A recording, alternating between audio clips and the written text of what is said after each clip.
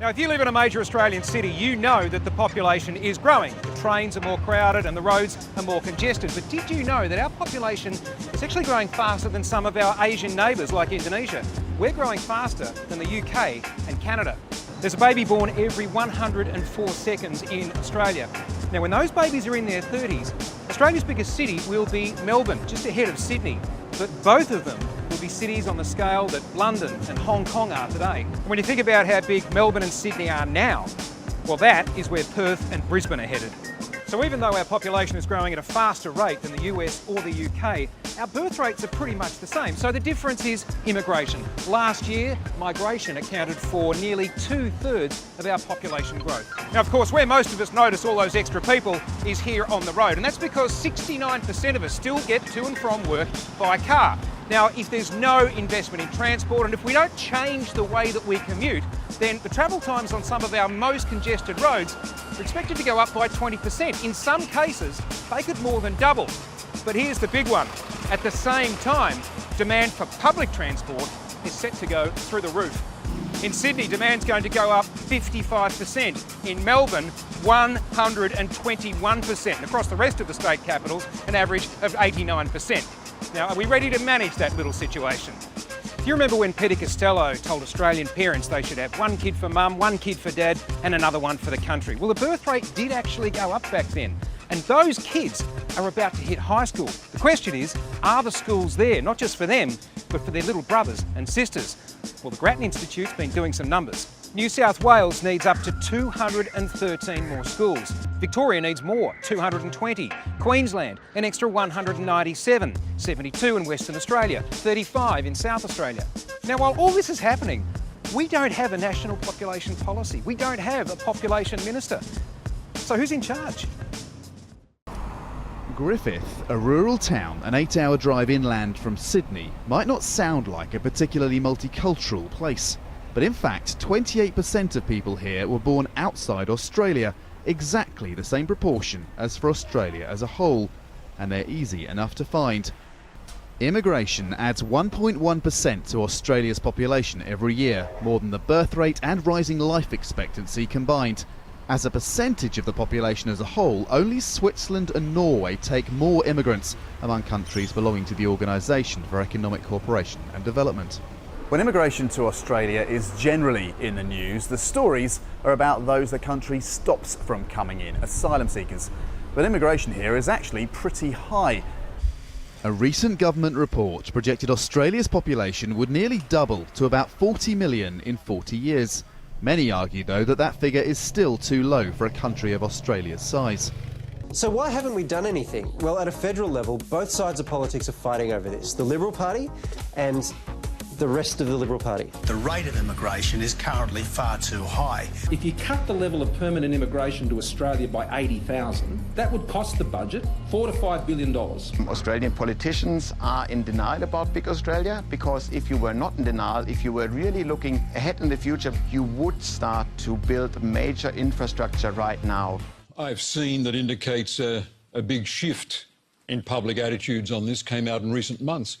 It shows 74% of Australians think there is enough of us already. And as someone who's been talking on ecological and economic grounds for less immigration rather than more, I find that interesting. It's the first breakthrough. And I think politicians and business leaders ought to be acknowledging that it has finally sunk in. I thought I was a lonely voice for a long time, but I think in recent, I would say in the last 12 months, the message has sunk in, and the key message is this: immigration is good. We are a migrant nation. Our character derives from the fact that so many of us were born overseas. But would it be such a tragedy if instead of adding 1 million to our population every 3.5 years, we took 6 years about it? Could we achieve the benefits of immigration with a more manageable annual intake? Bob, we heard you say earlier that you once famously remarked that Sydney was full. You then proceeded to stop spending money on infrastructure, if my memory serves me correct. So can we part blame you for the problems that big cities like Sydney now have? Steve, I'm surprised that you get your facts so wrong. During my 10 years as Premier, spending on infrastructure went up by 40% in real terms. I don't know what you were spending it on. I was there. What were you spending it on? Well, let's list them. The Eastern Distributor, the M5 extension, 3 busways in Sydney, in Western Sydney, most notably Liverpool to Parramatta, a $100 million Parramatta rail bus interchange. We had the Cross City Tunnel, the Lane Cove Tunnel, and above all, the M7 West Link throughout Sydney's west. The Treasurer has slapped down former Prime Minister Tony Abbott after he called for a cut in immigration to combat rising house prices and gang violence. After Tony Abbott called for the migrant intake to be cut from 190 to 110,000, linking the current number to low wages, high house prices and gang violence. Scaling back immigration acknowledges that the government's first duty is to its own citizens. To win the next election, the government does need policy positions which are principled, practical and popular. Bringing a slap down from Treasurer Scott Morrison. I was the Immigration Minister for Tony Abbott, and the permanent immigration intake that we have today is exactly the same as it was when he was Prime Minister. And I don't recall at any time there was any discussion that that should be lowered. Cutting migration, he says, would cost the budget up to $5 billion. He is the Treasurer. He is echoing the standard Treasury view. But the Treasurer is backed by the man who controls the migration numbers. Our program should act in and operate in the best interests of our country. I repeated that. There's a significant economic dividend. Well, g'day and welcome to the Centre for Independent Studies. My name's Tom Switzer. I'm the Executive Director here at CIS, and for those of you who don't know much about CIS, we're a public policy research organisation that's primarily committed to promoting economic freedom, small government and cultural conservatism. We also don't shy away from important and provocative debates, and nothing better demonstrates our commitment to a fair and balanced debate than the subject of immigration. Since the end of World War II, Australia, announced by the then Federal Immigration Minister Arthur Calwell, embarked on a policy called Populate or Perish. For the last generation or so, as the distinguished historian John Hirst often argued, a tough, orderly border protection policy helped boost public confidence in large-scale, non-discriminatory immigration. But clearly, as we've seen just now, and especially in recent weeks since the former Prime Minister Tony Abbott weighed into this issue, calling for cuts to immigration at the Sydney Institute, the climate is changing politically. So we thought we'd have the debate. The motion, the case for a big Australia. On the affirmative side, Professor Glenn Withers and Adam Creighton, and on the negative side, Judith Sloan and Mark Latham. So to get things rolling, please welcome Professor Glenn Withers from the Australian National University. Why Kevin Rudd was right, case for a big Australia. Yes. Why Kevin Rudd was right on the case for big Australia, yes. Not a general statement. I'm honoured to be invited, thank you, and for the invitation, and from the CIS, and I'm delighted to be the first speaker because we Ws are usually at the end of any process, and we put up with the warm milk, for those of you of my age will understand.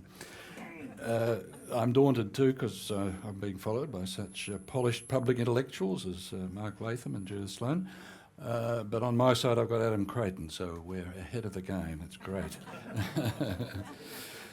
And in particular because Adam and I have the advantage in a CIS context of being the champions of a freer market in the way in which humans organise their affairs. In this case, it's the opponents who are the command and control folk.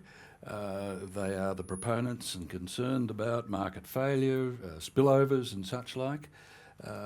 And we, in the case of Adam and I, are on the side of quite commonly expressed business views, and I do note that both Mark and Judith have expressed views earlier that I would say are much more like green environmentalists and union officials on immigration matters. So we start with, I think, a significant advantage in this discussion. But of course, I'm not a polemicist. I'm somebody who lives in logic and evidence, which is, of course, what our side of the debate will be relying upon. We have no truck with more border force and more Moscow and Mongolo to control people movement. Let me start with a proposition, which is that there's a range of global studies in this area that look at population in a global sense. They find that global population is actually levelling out in terms of growth and will probably peak by about 2050 at the global level, and that if you allowed free movement of those peoples who wish to relocate around the globe, you would conservatively at least double global GDP, and hence when we're talking about the given population then, you'd have doubling of GDP per capita. So in fact, following the globalisation logic from free trade and free investment movements into people movements would, if there was nothing inhibiting those movements, be a significant benefit for humankind in material prosperity. So this is an interesting, strong intellectual point, I think, to start with, because it times in with the global battle at the moment over protectionism versus globalisation, with the ironies attached to that of the American president being the champion of protectionism and the Chinese president being the champion of globalisation. So it's confusing times, but in our case we want to look at how that works itself out in the area of Australian immigration matters. But it does, this debate that's been opened up, including by people like Mark and Judith in particular actually, along with others, Dick Smith and Tony Abbott, have brought it to some significant prominence lately.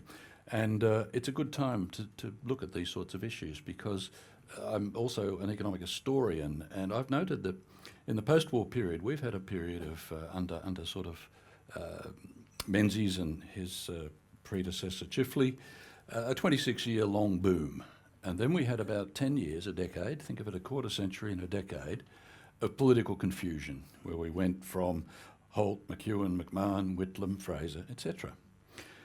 That was resolved by the Hawke, Keating and Howard era, which gave us another long period of boom. But at the end of that period too, there's been a rather confusing decade, which is the period of Rudd Gillard, Rudd Abbott, Turnbull. It looks like we in Australia have a pattern of being able to work well and live together well as a prospering society, because we're one of the more successful societies, for a quarter of a century, but then our adaptation to that starts to have us interrogate ourselves and rethink what we're doing as a society. We're doing that right now. We've clearly been through that period. So we're at a crossroads, which we often say, but genuinely I think from that historical construction, we're at a crossroads. Part of that is a reconstruction and re-examination of what it means for us to have the immigration foundation for our country that we've had. Literally 30,000 years ago, but most recently in the last couple of 100 years, one of the higher immigration countries in the world. We've got 25% of the population overseas born as a sort of factoid, and about 40% plus are either a migrant or the child of one migrant parent at least. So we're talking about something pretty fundamental to the nature of Australia. And it's something that overseas you might say, golly, look, there's a lot of recognition of Australia's achievement here. Why are we worrying about it? Why have we got the angst? The Brexit debate and the US presidential election held up Australian immigration as worthy of admiration and emulation, and yet we're agonising. But the fact is there are genuine issues that are worth agonising over to get the settings right, particularly at this time in our historical evolution, because getting that right helps define the nature of Australia for the future, and we want that to be the most appropriate. I think one way to do that is to impose a bit of a framework on this. That is, it seems to me from some long involvement in this area that there are about 5 things that are really looked at on the claims for immigration being a major force for advance of us as a society.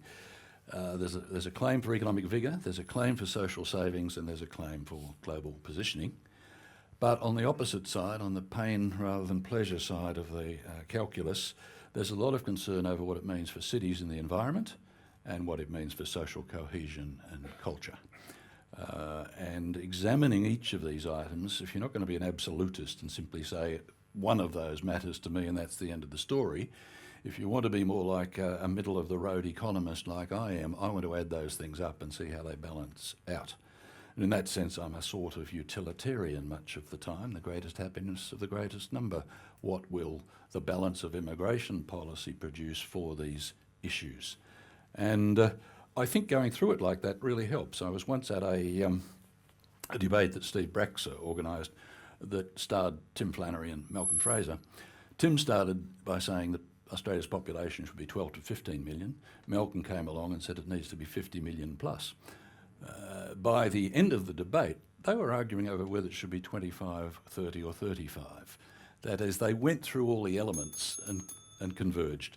And so it does seem to me that we need, as we're going to do in this debate, go through the evidence on whether it produces an economic figure, which I think the methodological analysis from the economists confirms.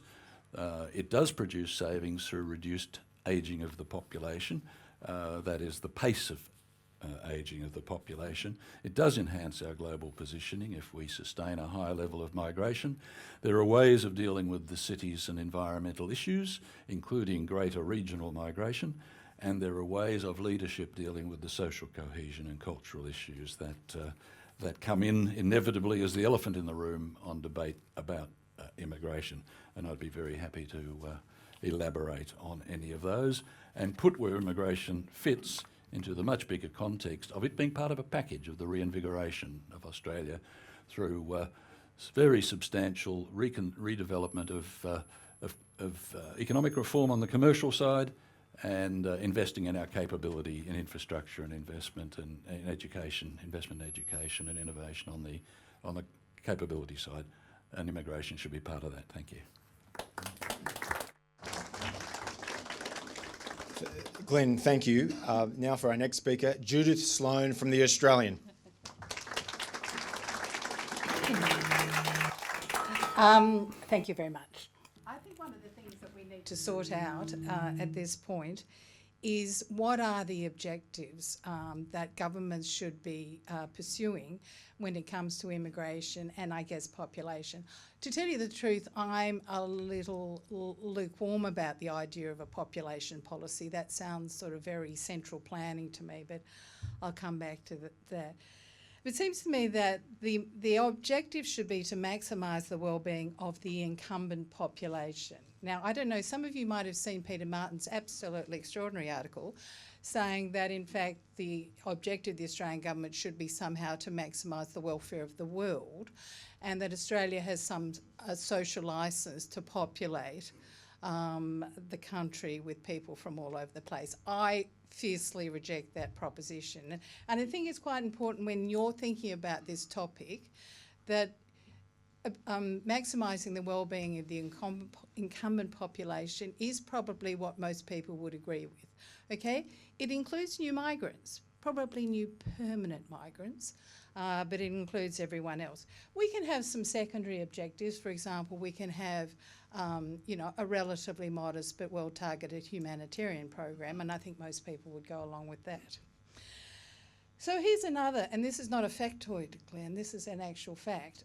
Australia has one of the highest rates of population growth in the world. I'm not talking about the developing world and the developed world, I'm talking in the world.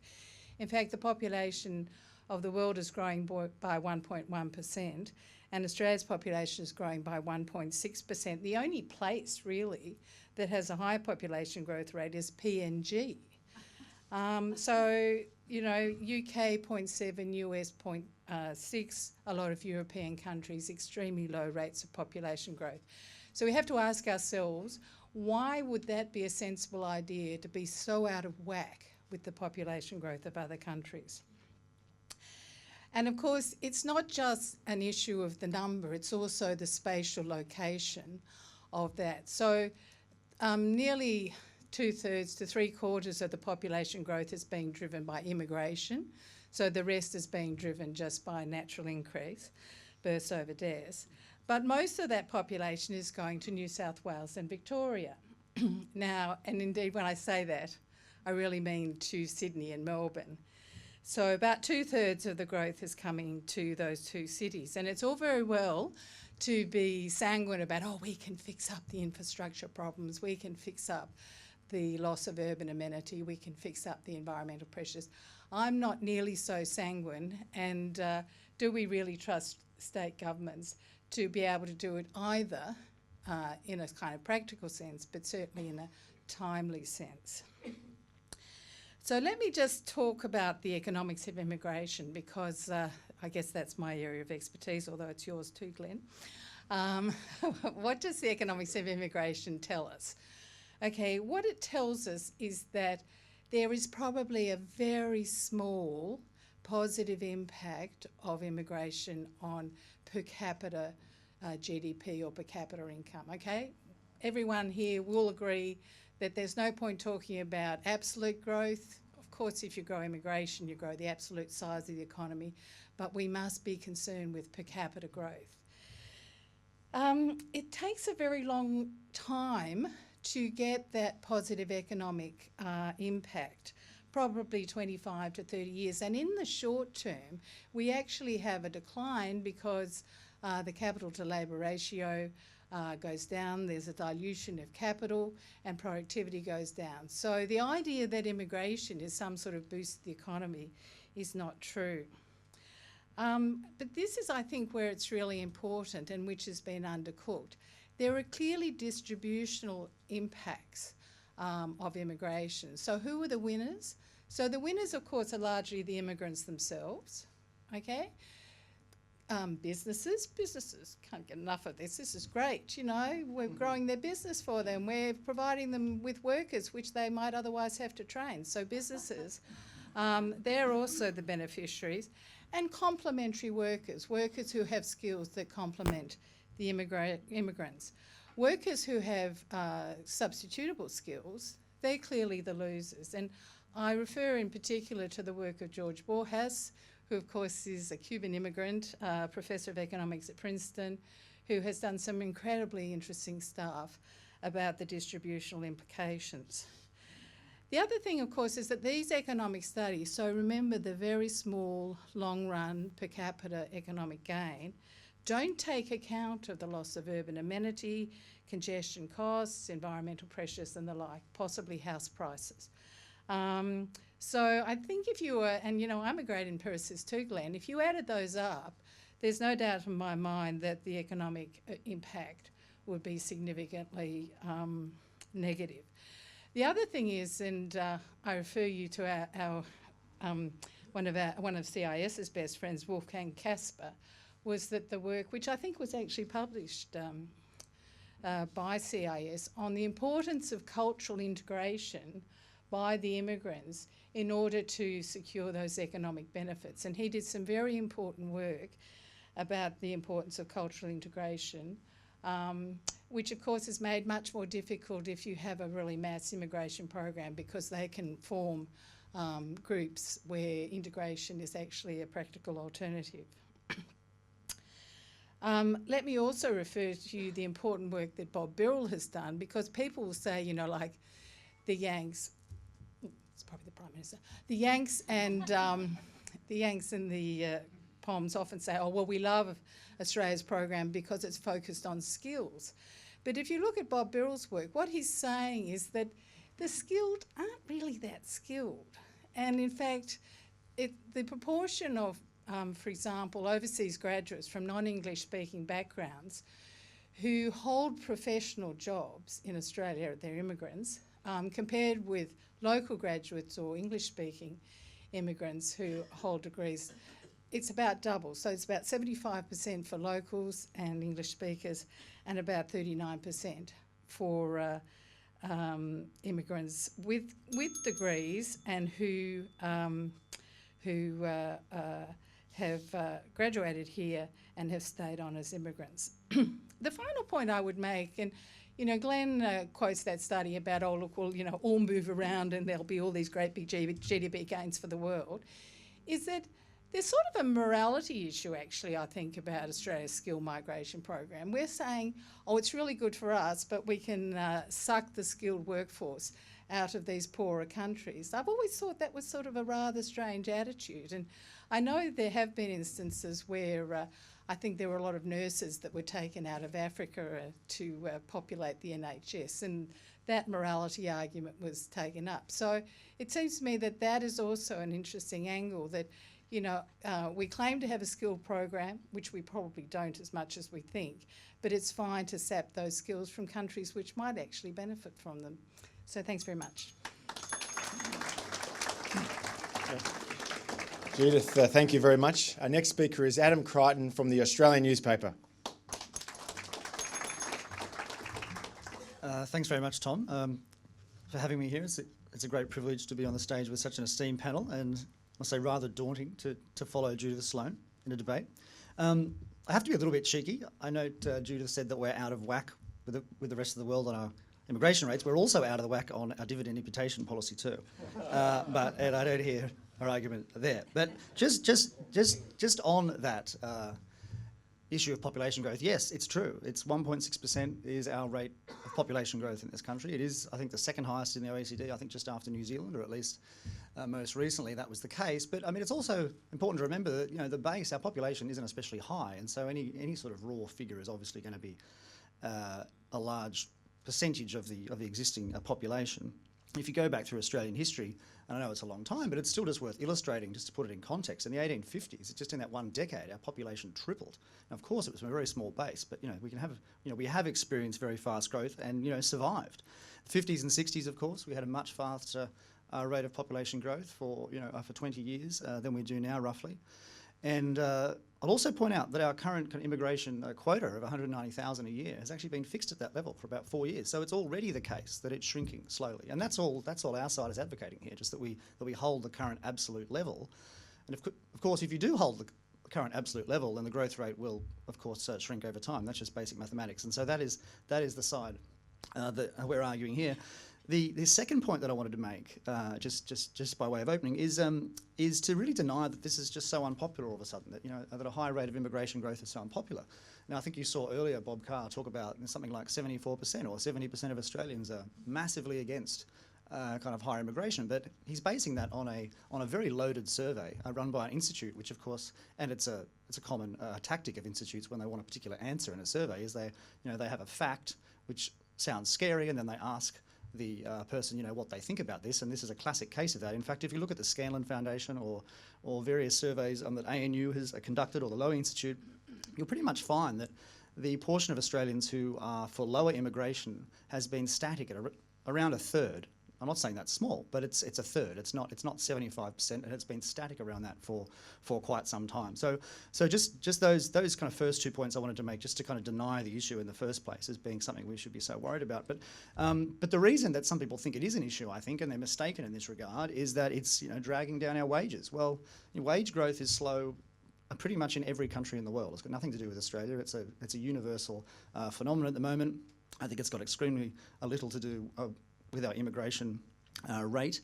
And secondly, of course, house prices. The perennial Australian issue. Well, asset prices have soared around the world. It's got absolutely nothing to do with the rate of immigration, really. I mean, maybe slightly at the margin, but the huge fall in interest rates around the world, which again, you can argue is artificial, kind of induced by government, but that has seen house prices and stock prices soar, and that's created all sorts of problems. But we can't blame the rate of immigration for that. But certainly that's not to deny that a bigger population does lead to greater congestion. And I think this is what's driving some of this. I mean, Sydney and Melbourne in particular are getting bigger, and this is increasing commute times and so forth, and this is making people angry, and this is why it's a political issue. But I would rather say, look, let's focus on the problems and deal with those problems. And they're not trivial problems. I mean, Judith's right. We are bad at this, and it's no point just being kind of hand-wavy and saying, oh, well, we'll fix it. I mean, these are major issues about how our state governments plan, how they build.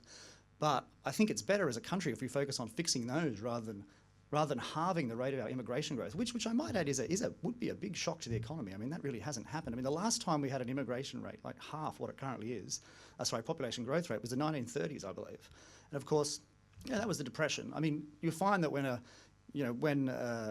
economy is going well, when a country's going well, of course its population is going to grow rapidly. And so it's a vote of confidence in this country that we have such a high population growth rate. It's because people want to live here. It's a great place to live. You know, we've been a capital importing country for a very long time. And so if you're going to import capital, you have to import people too. I mean, you can't just keep having the capital and, you know, kind of choke off the people. That doesn't work. You know, so the issue, I think, you know, the solution to this kind of simmering angst, I think, is really to have better planning and better density. I mean, it's just atrocious how bad it is in this country.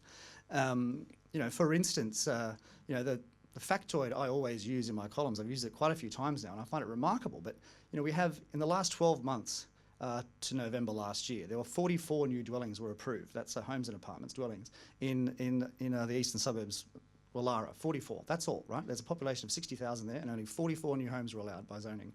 Whereas in Parramatta it was 4,500, right? I mean, that's just extraordinary. I mean, on so many levels that's extraordinary. I mean, you know, if you go to any other major city in the world, even the poshest parts will have 4 and 5 stories as large swathes of those areas. I mean, I'm sure you've been to Kensington and Chelsea, for instance. You know, that is not just in freestanding houses. So if we have a more sensible zoning policy and we increase the number of stories that are allowed in some of the inner ring suburbs, and yes, including some of the posh ones, you know, I hate to say those ones too, you know, we can have a higher population rate, you know, stable population, and plus it also brings down the cost of infrastructure, right? Because you don't need to have so many train stations. You know, you can run the trains more frequently and so forth. Now this obviously costs money, but you know, we have to, well, but.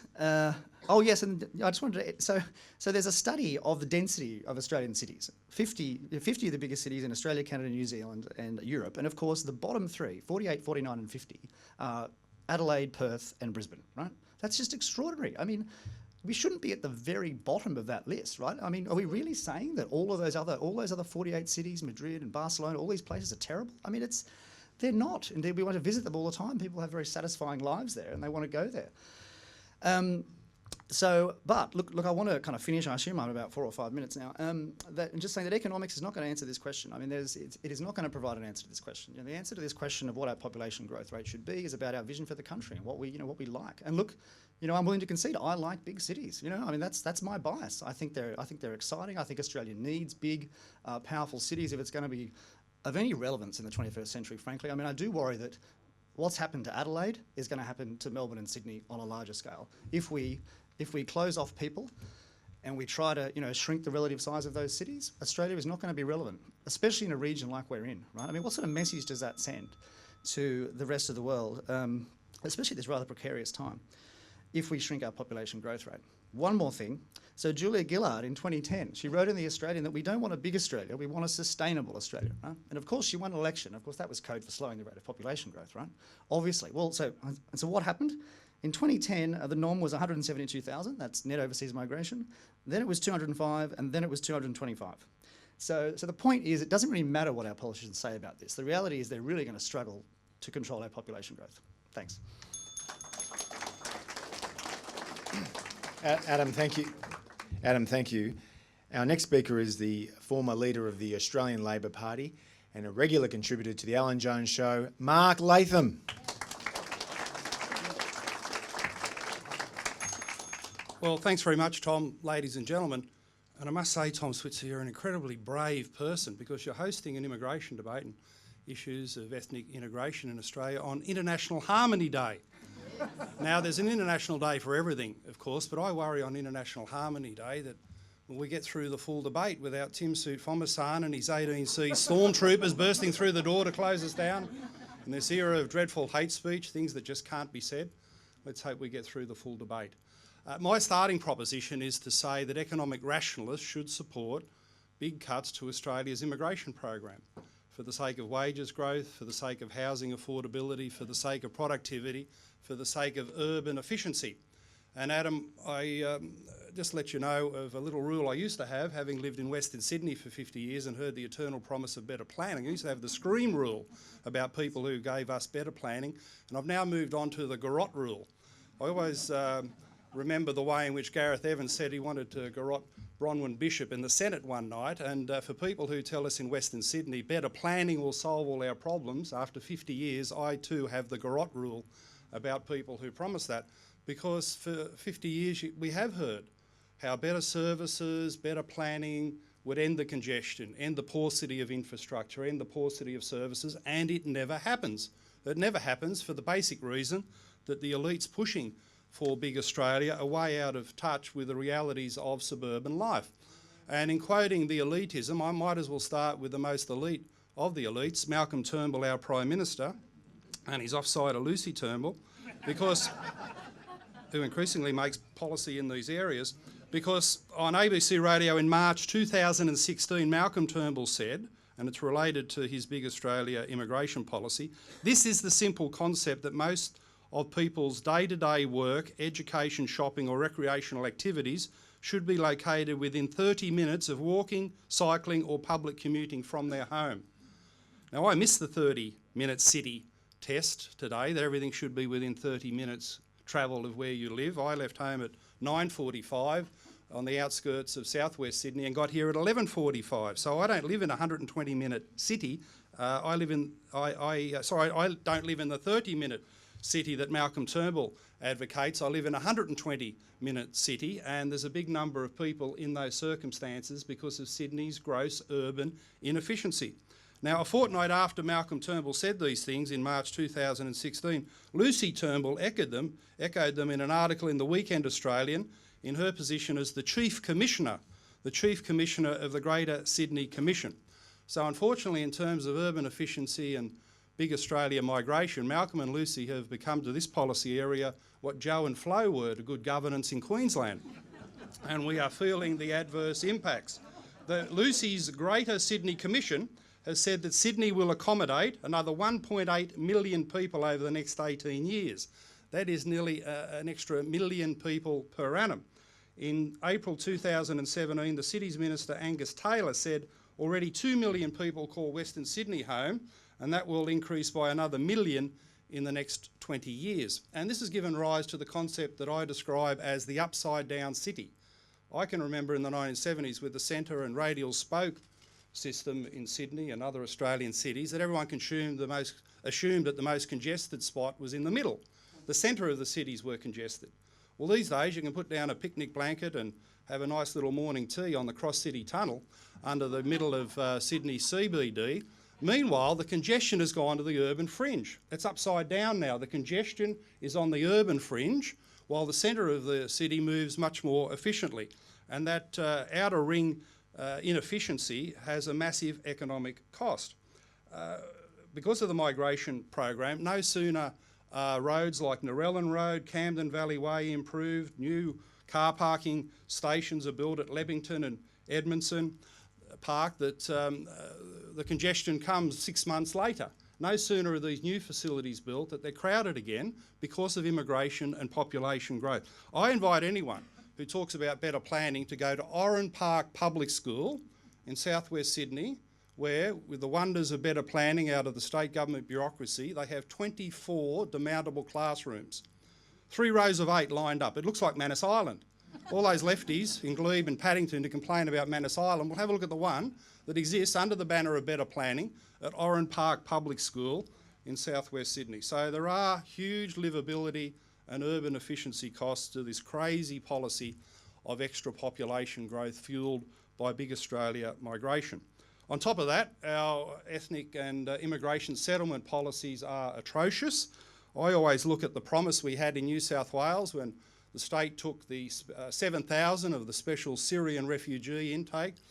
They went to the trouble of appointing Peter Shergold, formerly of Prime Minister's Department, to be the Commissar for refugee settlement. And he said, they'll live in Coffs Harbour, they'll live in Albury, they'll live in Wagga.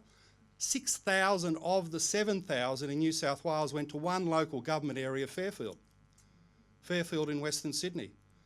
And the problems of integration and service delivery, Fairfield has the highest unemployment rate in New South Wales. You know, I did a couple of surveys recently in the town centre of Fairfield, and 90% of people there don't speak English.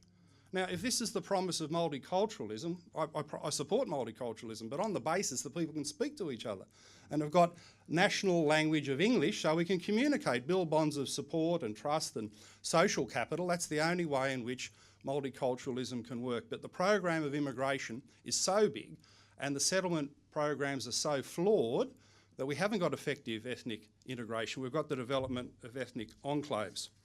Now, further on this question of economic impacts, wage stagnation is a factor around the world, but you can be guaranteed in Australia it's being driven by the flooding of the labour market.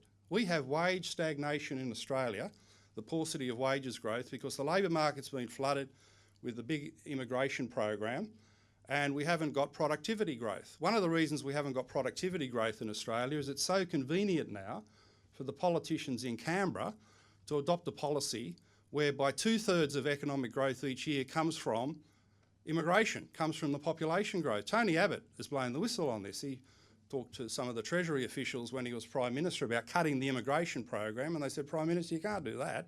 That's 2/3 of our economic growth number. That's 2/3 of our employment numbers. So it's very convenient for politicians to rely on immigration as an artificial, flawed way of boosting those raw GDP and employment numbers, and it lets them off the hook in terms of microeconomic reform, in terms of efficiency, in terms of productivity. So we've got the worst of both worlds. We've got a flooded labour market driving down wages, and we've got a political system relying on immigration as an artificial way of developing economic growth that ignores all the need for efficiency and micro-reform. So too on the housing affordability crisis. We're obviously bringing in so many people into Australia each year increases the demand for housing and drives up the prices. So the scale of immigration in Australia is massive. It's absolutely massive. The difference between the current program, around 200,000 a year, and going back to the 20th century average of 70,000, involves tens of millions of people extra coming into Australia over the next 20 or 30 years. And it's reshaping our country in a way that's bad for our cities, that's bad for our wages growth, that's bad for our housing affordability, that's bad for our economic efficiency. I agree with Judith Sloan in saying that the purpose of Australia's economic strategy in terms of migration must be to do the things that are right for the people who live here now. I'm glad I missed the Peter Martin article from Mars saying that we owe the rest of the world our social licence of assistance because they never give any of that to us. So the purpose of our immigration policy must be to do the things that are right for the people who live here now, rather than the fantasy that we owe things to the rest of the world. We have a humanitarian program. It doesn't work very well in terms of settlement, but in terms of owing things, we owe it to the people who live in the congested cities, on the crowded streets, in the rotten, demountable classrooms at places like Oran Park. And we owe it to wages growth, housing affordability and productivity in this country to reduce the immigration intake back to the 20th century average of 70,000 a year. That would be the smart thing for our country, and it's a thing that every single economic rationalist in this room should support.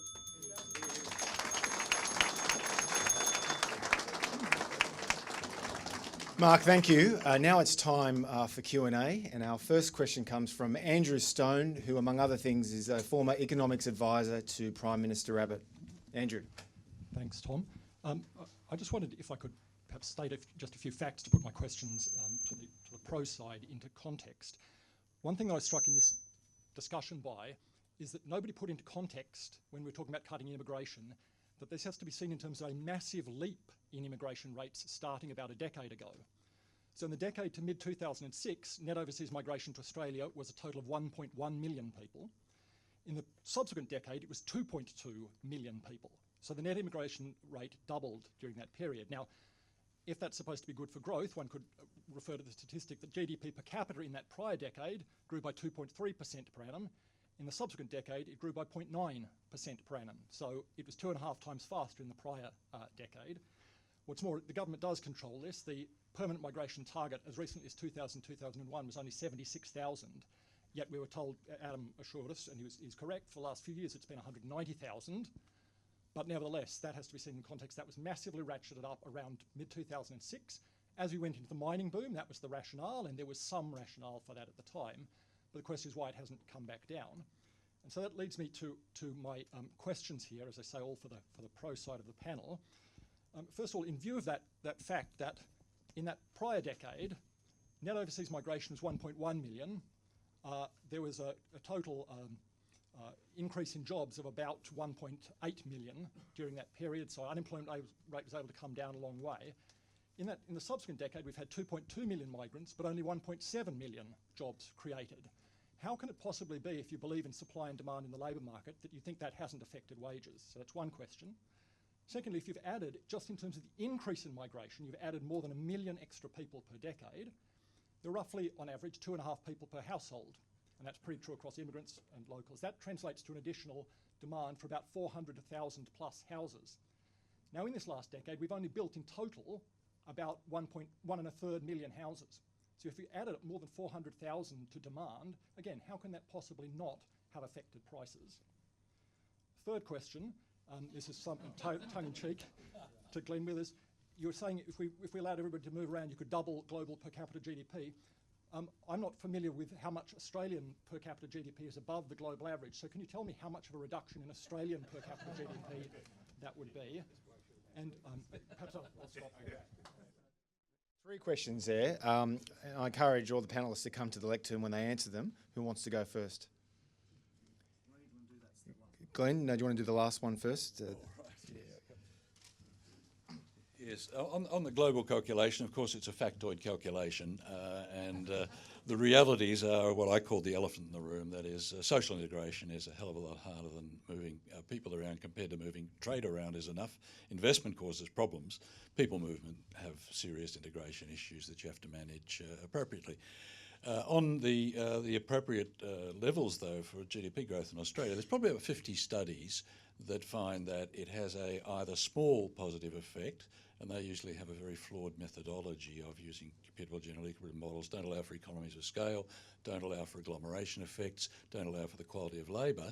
When you do the actual numbers rather than these models, where you actually calculate what the relationship is between immigration and population numbers and GDP per capita, you find a bigger positive effect. You also find it a significant effect for domestic labour, not just for the migrants, and in particular you find it benefits the least skilled in Australia of the domestic workers, because what you're doing in Australia's system, as opposed to the Boerhaave stuff, which is a very different system, in Australia when you're bringing in a whole lot of skilled labour, the competition is actually with our most well-off workers.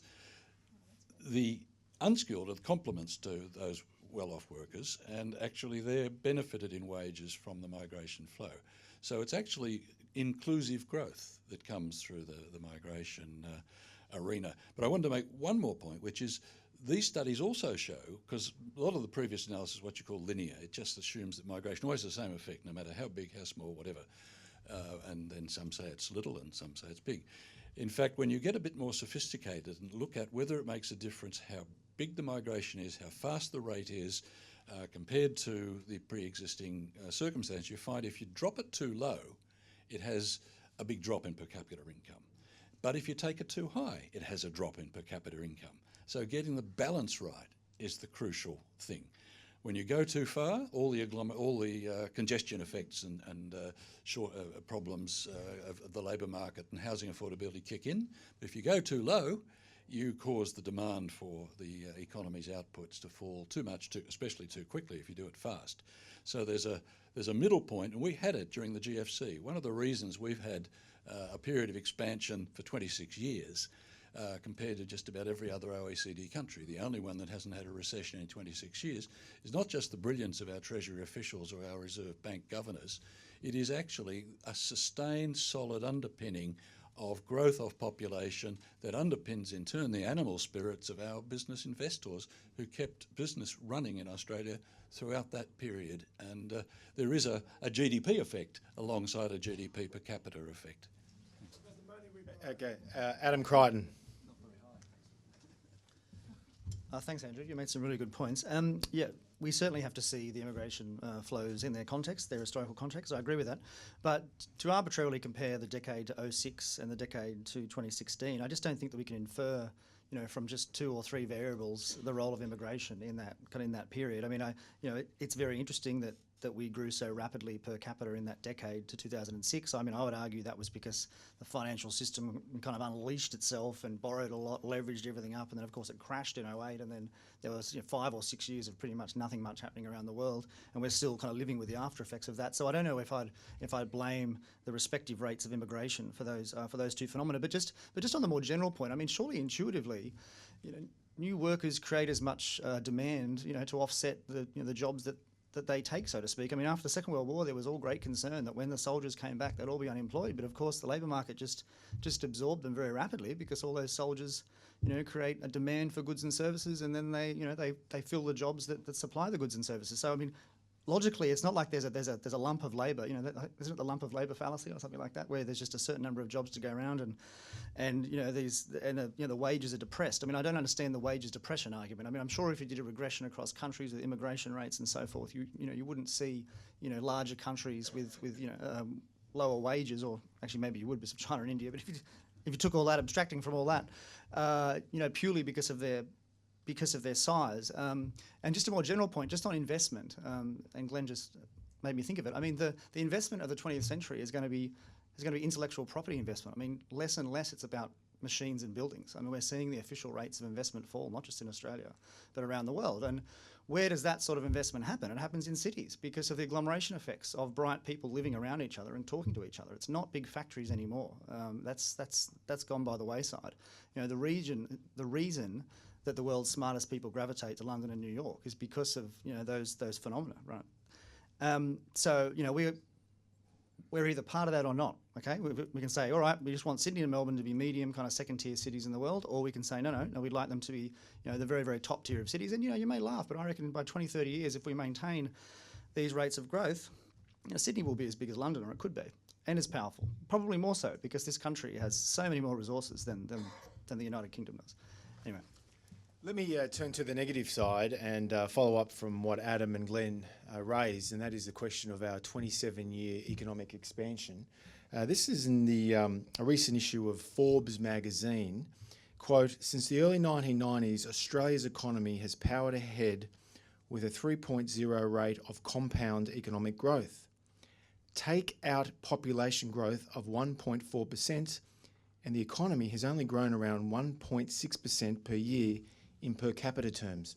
Judith, respond. Well, I guess that's my argument, isn't it? That if you want to look at the economic impact of immigration, you have to look at per capita. So we can boast about our 26 years of constant growth. In fact, if you want to look at per capita income, we've actually had 2 recessions, because there were 2 periods when per capita GDP went negative in successive quarters. So it really, I mean, I think it's 2 issues. It's like, it's an empirical issue, and I think I agree with Glenn to the extent that I think we need to carefully add this up. But I think it is also, and I remember doing a lot about economics, at the end of the day, put aside the economic arguments, this is about what kind of country we want to look like, right? I don't want to look like your country. I mean, of course, I'll be dead, but I've got children. I don't want to be London. I don't want to be New York. I don't regard the fact that Adelaide, Perth and Brisbane are nice, laid out spatial cities. I think that's a good thing. So it's really a matter of acknowledging that there is a distribution of preferences out there, and there are a lot of people who actually object to the notion that we should all be herded into sort of dog boxes in high-rise apartment buildings. Now, Okay, next questions. Yes, sir. Just wait for the mic, sir. Just one. Yeah. Oh, yep. The permanent visa limit is what is set by the federal government. The net overseas migration reflects the so-called demand impact of the demand in terms of skills, which started with the start of the mining boom, is supposed to sort of regulate the demand in the economy. The issue is that a lot of these skills or demand-driven visas essentially now have pathways to permanent visas, which creates one other problem, that you have this 1 million plus people on temporary visas trying to come through this funnel of 190,000, which is set in the budget each year, which Judith rustles back to the back of the budget papers to find. My question really relates to the responsibility of states to actually deliver the infrastructure. The state complains about the issue of building the schools and building the infrastructure for this population growth. Can I ask the panel, shouldn't the states, through COAG, have some influence on that level of permanent immigration, and also the drivers for this demand level of immigration? The question is about the states, the role of the state governments in controlling immigration. Glenn? Yeah, happy to. Yeah. Just like on immigration, on federalism, I wasn't a great enthusiast for either immigration or for federalism until I started to look at the evidence. I'm one of these people who actually doesn't know what my mind is until I actually investigate something quite often. And I used to, as a sixth-generation Australian, I wasn't all that fussed about immigration. It wasn't a big deal in me or my family. Similarly, in federation, being a Canberran, I thought that the states were terrible things and that they were really incompetent and had all these corrupt people and so on.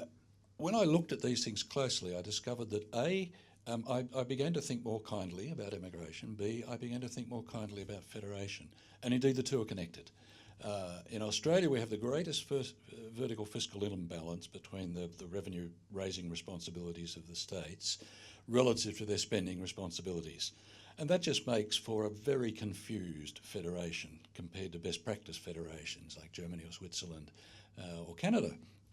And for fixing this up, in making sure we can help with the congestion problems, with the infrastructure problems that we have to fix up, a conditionality could be posed upon immigration that would be part of a bigger reform movement. We have to have a package of reform. It includes the Harper-style competition reforms, it includes infrastructure reform with the states raising much more of their own revenues rather than relying upon the Commonwealth. And indeed, when you look at the underlying calculations, federalism reform is probably the single best payoff for reform in the country for our future per capita income. But we're talking today about immigration as such, but to me, behind immigration is the tax reform problem, Ken Henry style, and the federalism reform requirements, which the politicians steer mightily clear of, but are really fundamental to fixing up Australia to be able to manage immigration and population so much better than we do. We do pretty well. We could do even better. Judith, is Glenn Withers' counter-argument plausible? Well, I'm not sure what your argument was actually, Glenn, but okay. You're making a very good point. Okay, let me just, excuse me for being didactic. There is the migration program. They're the 190,000 permanent migrants that we allow in each year. Then there's something called the net overseas migration, and that includes temporary migrants. And if anyone's entitled to be here or has lived here for 12 of the past 16 months, they're included in those statistics. There's no point talking about history when it comes to our migration program because we never had temporary migrants. We've only had temporary migrants in the past 10 to 15 years. Who are the temporary migrants? They're the international students. They're the 457 visa holders, now called something else. They're the working holiday makers, the backpackers and the like, and they are very substantial numbers. So the net overseas migration, okay, we've got 190,000 permanents coming in. The most recent NOM, net overseas migration, is nearly 250,000. And these are people who put pressure on resources, right? They're not staying here they're not tourists, okay? They're staying here often for 4 years, and your point is absolutely right. What is the motivation of a lot of these temporary migrants? To stay here forever, okay? Now, what is the problem with the temporary migration program? It's legion, actually. But the real point is that it is the gateway to permanent migration, and it is an uncapped program, okay? We don't cap the number of 457 visa holders. We don't cap the number of international students.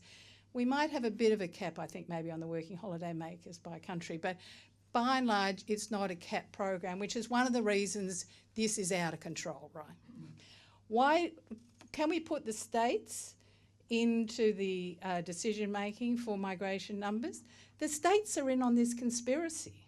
The New South Wales government, so there's a little regional program, part of the permanent migration. The New South Wales government, which has got so many people, the place is bursting at the seams, they're bringing in extra people through the migration. And who are they bringing in? They're bringing in accountants and auditors, because we haven't got enough accountants and auditors, evidently. Absolutely bizarre. But you know why they're in on it? Because it pushes up housing prices.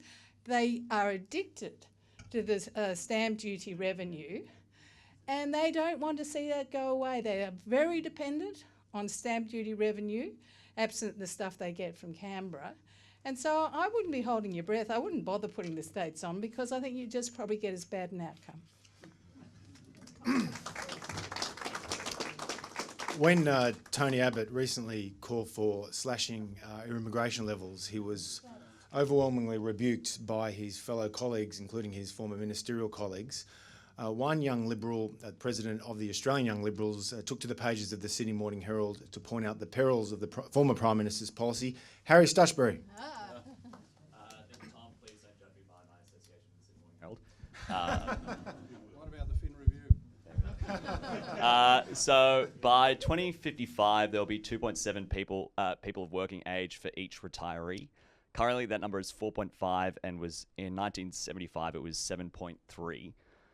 Surely we need some sort of internal injection of people to maintain a proper balance for our budgetary structure going forward. It doesn't worry the Japanese. Hang on. Okay, the question is to either Mark, Latham or Judith. Mark? Well, Harry, the argument for extra migration because of ageing is the Ponzi scheme, that you bring the extra migrants in to marginally lower the average age of the Australian population. The migrants get older, and then you're going to bring more migrants in. And the Productivity Commission found in July of last year, immigration delays rather than eliminates population ageing. Ultimately, the only solution to an ageing population in economic terms is enhanced productivity by the people who are working, as well as allowing the aged folk to work longer. So if you think the Ponzi scheme is a solution, it's just part of the artificiality of this, that policymakers in Canberra are used to the idea that per capita economic growth is low, the headline GDP figures pumped up with immigration, and so too arguing about ageing when you develop the Ponzi scheme, which is never ending. You know, Australia just ends up 100 million people, and you're just trying to hold back the flood of ageing demographics in a very artificial, flawed manner that, again, time after time lets the politicians off the hook on the main game, which is economic reform, micro-reform, productivity, efficiency, all the things they can avoid, because they point to the headline GDP figure, safe in the knowledge that it's been pumped up by the immigration scheme. See, all roads lead to problems in the immigration program. Every single economic issue and livability issue in this country leads down the immigration path. And there are so many vested interests holding back common sense public policy. And I'm afraid on the ageing, that's just another example. Okay, we've got time for at least one, maybe two more questions. The former Treasury Secretary, former Secretary to the Commonwealth Treasury, John Stone. I'm not quite sure whether I'm addressing this to both sides or merely to the con side, but two things struck me about the prior discussion, namely the omission of any reference to attitudes in other countries toward immigration, and the second thing, there wasn't even a mention of, well, actually Glenn did sort of touch on it by his reference to, I've forgotten the precise term he used, but I was going to say that the thing we're missing is any reference to crime. Now, if you look at the first one of those, Brexit was at least half, or perhaps more than half, due to feel an absolute rage on the part of the British population, or large part of the British population, about the fact that so many people coming into the country and changing the nature of the country in a way they didn't like. Angela Merkel had been more or less thrown out of office. She hasn't yet quite left office, but she's on her way out as a result of what she did a few years ago with allowing in a million or 1.5 million, I think it was, in 1 year, people from Syria and other assorted places. There's been a backlash in Austria, a backlash in Hungary, a backlash in Poland, at the point where, in fact, none of those countries are agreeing to take any of these migrants which the EU is attempting to parcel out among European Union members, and in fact they're actually suing Poland on those grounds. And of course the most recent example, the election in Italy, where one of the most successful parties, the one which wanted to get rid of all immigration. So I'm surprised that nobody sort of made any mention of that, or suggested that perhaps, is the world mad, or are we the only sane ones? The second thing, in relation to crime, all of those, well, particularly, I was just looking at something the other day about Germany. The incidence of rape in that country now is ballooned out of sight, and that's despite the fact that German police are under orders not to include it in their statistics unless the person, the woman affected, actually decides to press charges. They say that, in fact, the number of reported rapes in that sense is about 10% of the number that actually occur. That's not happening by accident. It happened because of the nature of the migration program. And if you want a topic for another day, Tom, related but not the same, I suggest you have a topic about the composition of immigration, not just the level of immigration or the rate of immigration, but the composition of immigration. I think that'd be extremely interesting. So my question is, any of you, any comments on failing to mention any of those things? Let's hear from one representative of each side. First to Adam, and on that note, Adam is representing the affirmative case here for a big Australia and a big immigration policy. But intriguingly, Adam, and I can ask this because Adam's a former colleague of mine at The Spectator, we're keeping each other honest. Adam wrote in the Australian newspaper last year a very important front page story on why he hoped that Marine Le Pen would win the French presidential election. So if you supported Le Pen on France and her cuts to immigration, why now are you largely on the issues that John raised on the ABC. If you supported Le Pen last year in the lead up to the May federal national election on the issue of crime and immigration, why now are you supporting big levels of immigration for our country? Thanks, Tom, and also John. Great questions, and fair enough for picking me up on that. Well, look, it's not an inconsistency. Of course, I'm going to say it's not an inconsistency. I mean, Judith mentioned earlier that New South Wales was bursting at the seams, but New South Wales is bigger than France, right? In square metres, and France has 66 million people, right, in it. So my point being is that the two countries are at a very different stage of their growth and their development, and they're also historically very different as well. And it goes to the composition. And I completely agree with John about composition. In fact, the article I wrote in The Australian a few Saturdays ago, which enraged people who are for a big Australia, had actually that the composition is an issue, and that is what is the real problem. I mean, crime, generally speaking, just now to go to that, has been falling in most Western countries. I mean, this is the Pinker argument, right? I mean, there's been a remarkable fall in crime rates, right? I mean, as much as the media likes to beat certain things up, and that's its job, that's what it does. You've got to sell papers, but I think the objective crime rates, and of course there are always problems with measurement and whether crimes are being reported and all that. But I think the conventional wisdom is that crime rates are falling, but there have been some upticks, as you say, Germany.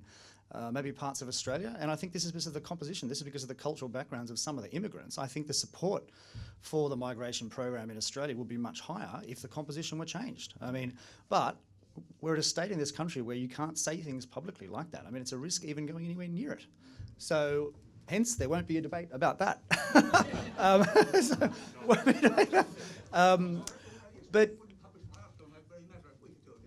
Well, that's not my decision, John, as you know. I'm just a mere economics correspondent. But my support for Marine Le Pen was on not just about immigration. I mean, I saw her as a disruptive force, which I think would have been very good for France and Europe overall. And The alternative, of course, is important. You know, the alternative is an ex-investment banker who doesn't believe in anything, and that's the current president of France. So that's why I supported Marine Le Pen. Okay, Mark Latham. Well, I've got to say, when I saw Adam's name on the affirmative team, given his support for Marine Le Pen, I thought it was a typo. But, John, on Harmony Day, you have invited the ultimate 18C question, of course, about the composition of the migration program and observable truths about what different ethnic groups bring to Australia. And I'd make 2 points. One, in terms of comparison to European nations, they've by and large lost control of their borders, and there's been an understandable backlash. Australia's lucky as an island continent. Unless you have a brain snap like the Rudd and Gillard governments with an efficient navy, you should be able to turn the boats back and maintain control of your borders. So that's a geographic difference with Australia that's important, and at times when the borders become porous, public support in all forms of immigration is in jeopardy. The other aspect where Australia's been fortunate is that a large share of our immigration program over the last 30 or 40 years has been Asian, and the Confucian and Chinese work ethic in Australia has been magnificent. Studying hard in the schools, blitzing it, beating my kids, sometimes. Then going through to university, parents driving their kids on. You know, it's the Australian aspiration and dream that I grew up with in the 70s. Parents who didn't necessarily know a lot about it, but would drive on children through education, into higher education, into better jobs, and then work hard. And we have been blessed by that Asian contribution.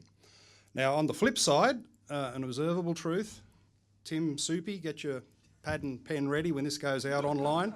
Census data shows that Muslim labour force participation rates in Australia are just 50%, well below the national figure, and their unemployment rate is twice the national average.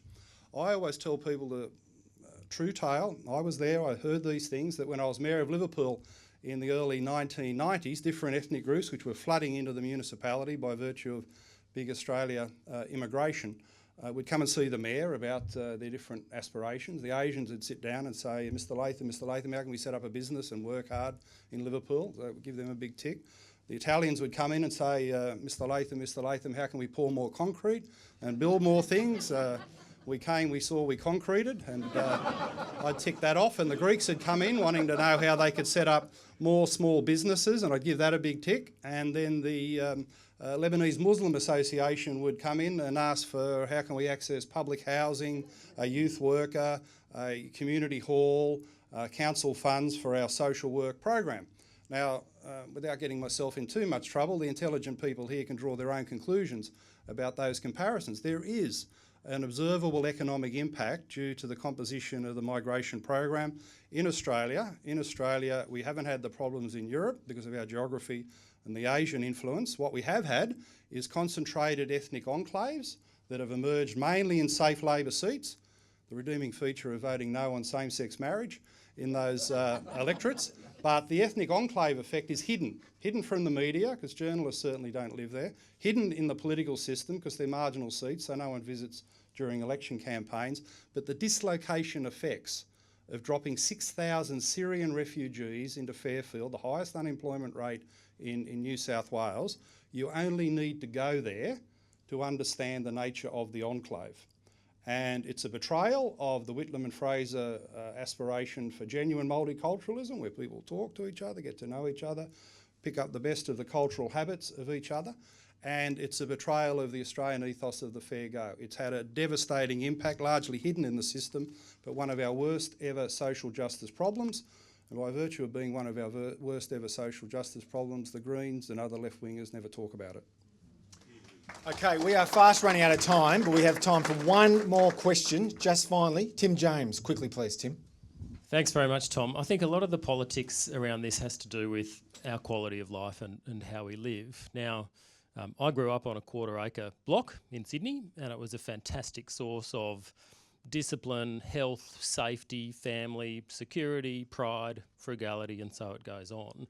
I'm told these days, as a parent of young children, that to want to have a quarter-acre block is greedy, unreasonable, unnecessary, and even if you don't subscribe to those views, for most of us, out of reach. Why is it wrong for me to want for my family what I had as a child, which was so beneficial for our family back then? Thanks. Okay, Glenn Withers. Not at all wrong. We free marketeers here actually believe in people being able to realise the choices they want. That comes back to our arguments about where the settlement patterns are, what are the rules governing settlement patterns and the like, and we can improve a hell of a lot on that.